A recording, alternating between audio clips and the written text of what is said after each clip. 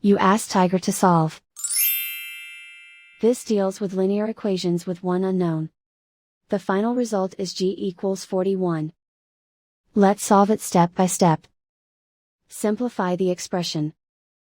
Expand the parentheses. Simplify the arithmetic.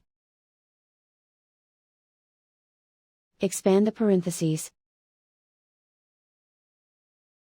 Simplify the arithmetic. Group all g terms on the left side of the equation. Subtract 2g from both sides. Group like terms. Simplify the arithmetic. Group like terms.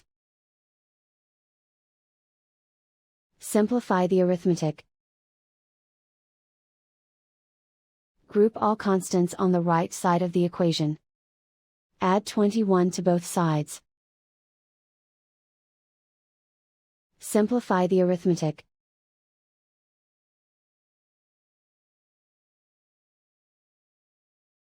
And so the final result is g equals 41.